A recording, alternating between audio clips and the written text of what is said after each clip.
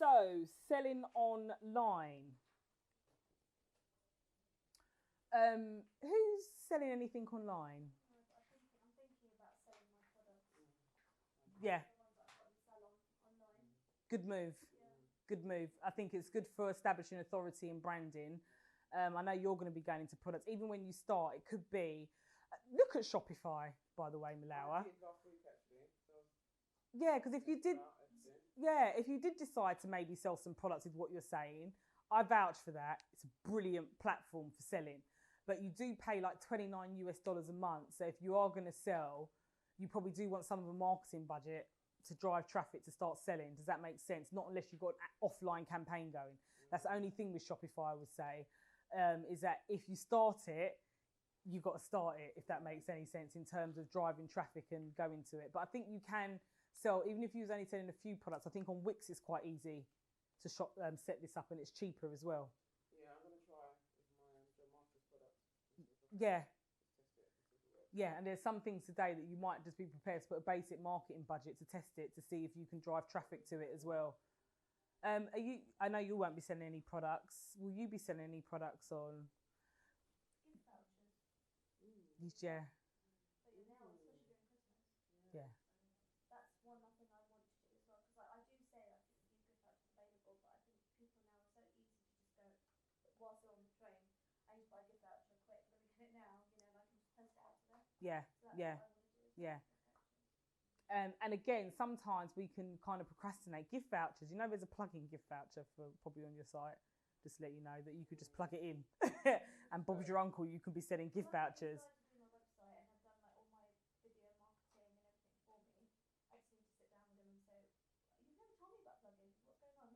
Yeah. Should we talk about this? And when you do ask them about plugins, and you've got plugins on your site anyway, Yeah. because they do your site. That's probably why they haven't bogged you down. To be fair, Well, does that this is it. because Because they I see it just as, give them the content and say, "Could you do this for me?" and they do it. It's done, but I'm paying them a year for a year. Yeah, and also always ask, is this plugin free or not before they make you think that they're doing something. I don't think you understand how easy the plugin is. But when you don't know, you don't know, do you? Yeah, yeah. If you do it, I did that as well with somebody. And I thought, actually, I don't actually know what I'm paying for.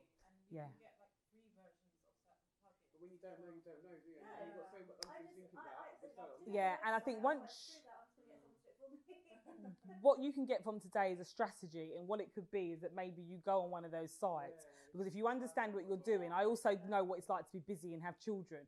So if you understand what you're doing, I outsource, but I don't outsource the whole thing because I know what I need doing. Does that make sense? It's like if I've got videos, like, okay, I'll send it to the editor. I'll say to the WordPress guys, got my WordPress, I specifically need this doing to it because I understand what needs to be done. But I get it that when you've got a busy lifestyle, it's not that easy to be doing all of this stuff as well.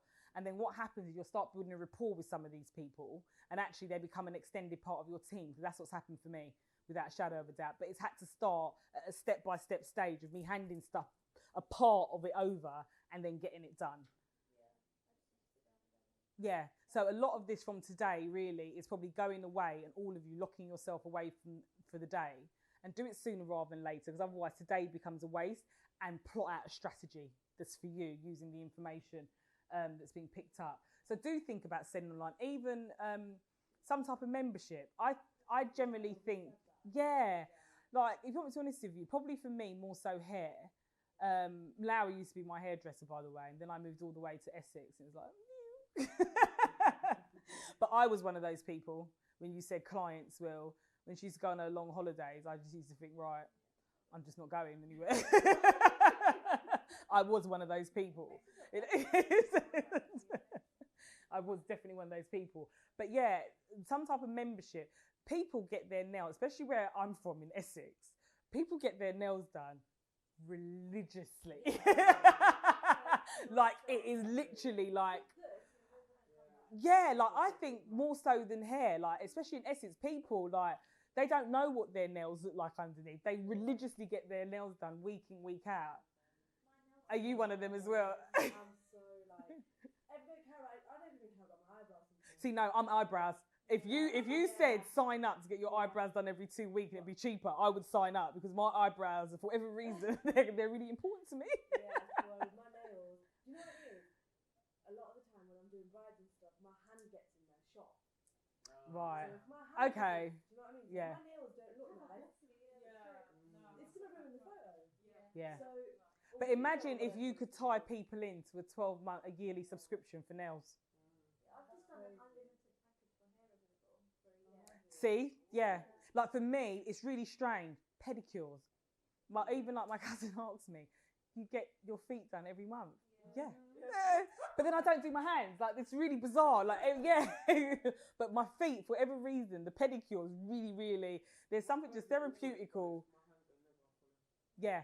Same here. Yeah. Even when I go and get a manicure and pedicure, and I'm like, oh, you just put clear on. They all look at me like, no colour. Like, no. But membership and coming up with bundle packages, even for my candles. Do you know I'm selling more bundles now than I am singly? Yeah, and even for you, even though you're selling recruitment, it's about thinking about what other add-on services can I add on that either upsells or maybe an add-on service that is of lower value that people will use you for before actually getting the bigger package from you and giving you a contract. Like, what can you do that's smaller to kind of be a test? I think it's quite difficult, really. On the client side of things, quite a lot of our work is all procurement processes. Yeah, of course, yeah. Yeah, and then but on the staff, yeah, like now all our staff mandatory training is free. So say, look, if you join our agency, we'll give you free mandatory training, and that's our little. Your about because it costs us, but we're going to have more staff to service all the clients that we have. So is all your business coming through procurement? Is any coming from? Big business that comes through procurement. Yeah. Everything. Okay. Yeah. I would spend a bit more about. No, I get that. So, any of you that's not selling online, because you're building your website, think about packages that you could put together that could be bought online. So really now you do want a shopping cart system. So the best payment processors, by the way, without a shadow of a doubt, is PayPal, because most people have a PayPal account. WellPay is great, but I think you need to be selling in higher units to really see the value of WellPay. But Stripe, brilliant. Stripe is really a really good payment processor that is affordable and plugs into pretty much any site. So when you do go on Wix, and if you are creating a site, just think about adding the shopping cart and just have a go at selling some, whether it's gift vouchers, a subscription to the hands and nails, or even like bridal packages. It could be that you offer a higher discount and you bundle something together if they buy online. And then not only that, when you're doing your Instagram, you could be driving traffic to your Instagram, to your website that have got these offerings on it. But don't make the offerings too big because it just gets lost.